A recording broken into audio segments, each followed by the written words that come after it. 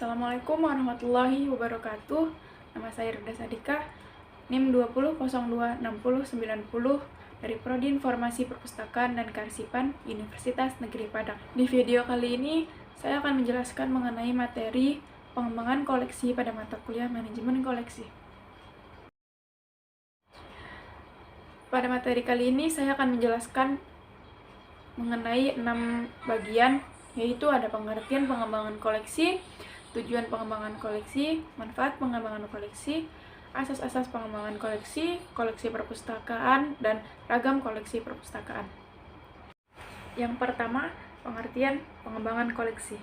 Jadi pengembangan koleksi itu merupakan sebuah istilah yang mencakup sejumlah kegiatan yang berkaitan dengan penentuan dan koordinasi kebijakan seleksi, menilai kebutuhan pemakai, studi pemakai koleksi, evaluasi koleksi, identifikasi kebutuhan koleksi, seleksi bahan pustaka, perencanaan kerjasama sumber daya koleksi, pemeliharaan koleksi, serta penyiangan koleksi perpustakaan.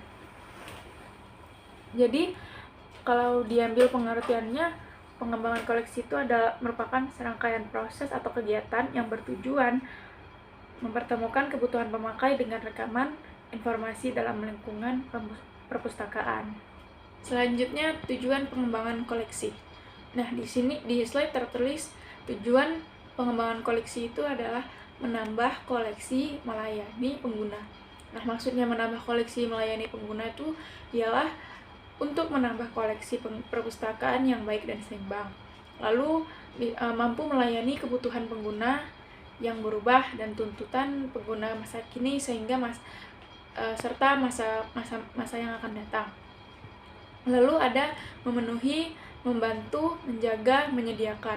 Nah, maksud dari memenuhi, membantu, menyediakan, dan menjaga itu ada beberapa tujuan pengembangan koleksi, diantaranya memenuhi kebutuhan informasi, menjaga keseimbangan volume terbitan dan kebutuhan, menjaga keamanan akses koleksi atau informasi, menjaga kelestarian informasi, membantu proses pembelajaran, membantu proses riset, membantu pelaksanaan pengabdi kepada masyarakat, menyediakan bahan rekreasi, dan lain sebagainya. Setelah tujuan dilanjut dengan manfaat pengembangan koleksi. Jadi menurut Sutarno NS tahun 2006, manfaat pengembangan koleksi itu terdiri dari 5M atau 5M-nya itu membantu. Jadi 5M yang dimaksud itu adalah membantu menetapkan metode untuk menilai bahan perpustakaan yang harus dibeli, lalu membantu merencanakan bentuk-bentuk kerjasama dengan perpustakaan seperti pinjam antar perpustakaan atau kerjasama yang lainnya. Lalu membantu identifikasi bahan perpustakaan yang perlu dipindahkan. Lalu ada membantu dalam merencanakan anggaran jangka pendek, jangka panjang, atau menetapkan prioritas dan garis besar sasaran pengembangan. Lalu ada yang terakhir, membantu memilih cara terbaik untuk pengadaan. Selanjutnya, asas-asas pengembangan koleksi. Di sini terdapat asas-asas pengembangan koleksi, terdapat 6 jenis, yang diantaranya ada kerelevanan, berorientasi, menampilkan, kelengkapan, kemutakhiran, dan kerjasama. Nah, yang pertama kerelevanan. Kerelevanan yang dimaksud ialah jadi koleksi perpustakaan itu harusnya relevan dengan aktivitas yang telah diprogramkan, jadi memudahkan pencapaian kinerja perpustakaan yang memuaskan pada stakeholders. Jadi pustakawan itu bisa mengantisipasi perkembangan yang terjadi pada masyarakat pengguna. Lalu yang kedua ada berorientasi. Nah, berorientasi ini cuma mampu berorientasi kepada kebutuhan pemustaka. Yang ketiga itu ada menampilkan. Nah, penampilkan yang dimaksud ini mampu mengembangkan koleksi yang harus dituju kepada pemenuhan kebutuhan pengguna. Nah, jadi ini harus menampilkan koleksi yang dimiliki kepada para pengguna. Lalu ada kelengkapan. Nah, kelengkapan ini koleksi itu yang dimiliki perpustakaan harus lengkap dan beragam, baik dari jenis, bentuk, maupun subjek atau bidang ilmu yang lainnya. Jadi tidak hanya terdiri atas buku ataupun buku-buku yang dipakai pada sekolah ataupun perkuliahan, namun juga meliputi bidang ilmu yang berkaitan dengan program yang ada secara lengkap di kehidupan masyarakat. Lalu yang kelima ada kemutakhiran. Di kemutakhiran ini koleksi seharusnya mencerminkan perpustakaan yang harus mengadakan dan memperbarui badan pustaka sesuai dengan perkembangan ilmu pengetahuannya. Lalu yang terakhir ada kerjasama.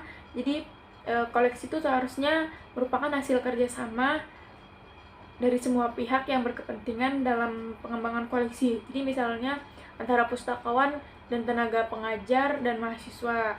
Nah, itu bekerja sama yang diharapkan dengan pengembangan koleksi berdaya guna berhasil pula dari hasil pengembangan koleksi yang dilakukan.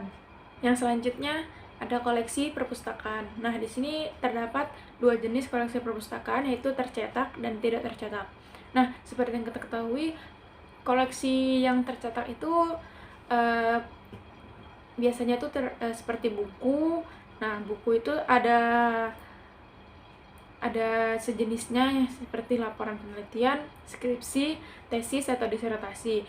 Nah, kalau bukan buku yang tercetak namun yang jenis bukan buku itu ada terbitan berseri, peta, pamflet, gambar, prosedur, ataupun makalah, dan sebagainya.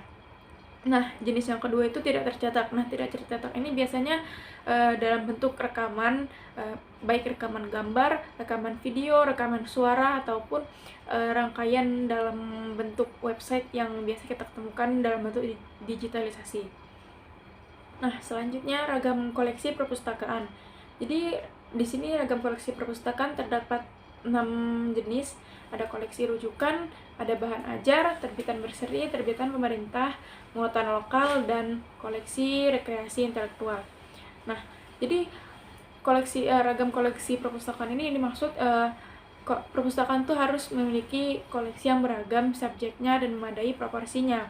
Nah, koleksi yang dimaksud koleksi rujukan itu biasanya ensiklopedia, kamus, lalu yang buku-buku manual atau direktori dan sebagainya. Lalu ada bahan ajar itu biasanya memenuhi kebutuhan kurikulum atau kurikulum yang biasanya yang dibutuhkan pada sekolah-sekolah.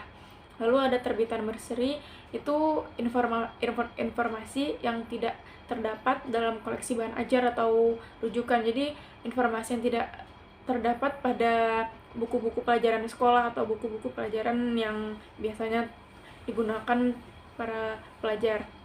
Lalu ada terbitan pemerintah. Nah, terbitan pemerintah ini biasanya tuh lembaran negara atau lalu peraturan, pidato resmi seperti pidato-pidato para presiden, lalu ada kebijakan dan lain sebagainya. Lalu ada muatan lokal itu biasanya tuh karya sivitas akademi atau gray literatur ya. Lalu yang terakhir itu ada koleksi reaksi intelektual, yaitu pengembangan diri atau menambah wawasan. Jadi koleksi-koleksi yang mampu membuat para pengguna bisa mengembangkan diri dan menambah wawasan yang dimilikinya.